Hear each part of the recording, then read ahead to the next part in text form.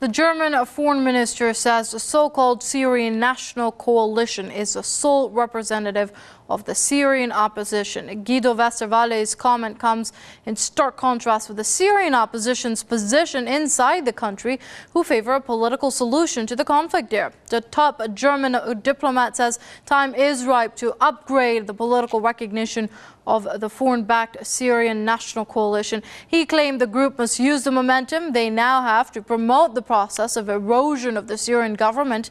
The foreign-backed opposition groups favor the toppling of the legitimate government in Syria. Heute geht es darum, und heute ging es darum, dass die nationale Well, we're going to cross over to Osaka. We're being joined by the editor of the CorbettReport.com, James Corbett, via Skype. Many thanks for joining us here on Press TV, Mr. Corbett. Now, the recognition of the so-called Syrian National Coalition as the sole representative of the Syrian opposition by Germany, it goes in stark contrast of the slogans of democracy that they're perpetrating, because this is the recognition of a foreign-backed and a foreign-formed opposition group, which was done on foreign land. Where is the will of the Syrian people here? Well, that's an excellent question, and I think it goes to the very heart of the issue, because what we saw earlier in this entire debacle was the Syrian National Council, which was touted as being the voice of the opposition in Syria. But of course, that was a fraud from the beginning, and eventually they had to abandon their support of that because they realized that it had no international legitimacy. So basically, they're trying to build up this new Syrian National Coalition as if it's anything other than an international attempt to grab power. And just as an indication of that, the person who is the president of this coalition, the Sheikh Ahmed Moaz al-Khatib, is in fact an ex-Royal Dutch Shell lobbyist who still maintains contact with Royal Dutch Shell. So I think we can see the international involvement in this situation.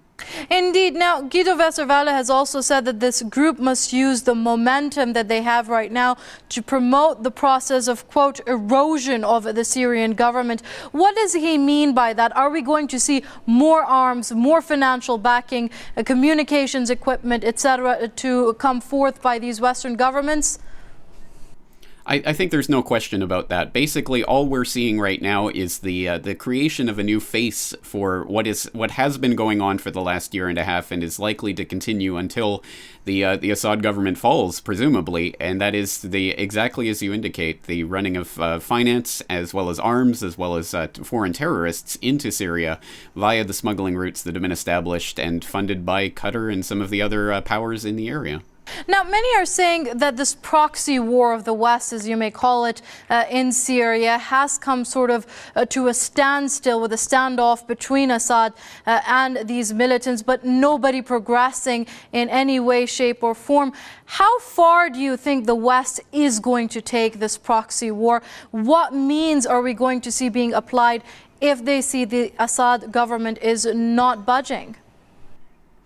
It's very difficult to predict, but I don't envision a full-scale invasion of the type that we saw in Libya. I don't think that's politically tenable given the close relations between Syria and Russia. But at any rate, I think they have put enough on the table here, and with this creation of the Syrian National Coalition, I think they are preparing to go ahead. And I don't think that there's going to be any sort of alleviation in this, and I don't think they're simply going to give up. So I think they're going to continue with more of what they've been trying with the financing and the running of arms and terrorists into the country, and I don't think that's going to stop anytime soon. So I think they're going to continue pressing ahead, and the formation of this coalition may be a sign that they're going to press even further and even harder now. So it is something to keep our eyes on.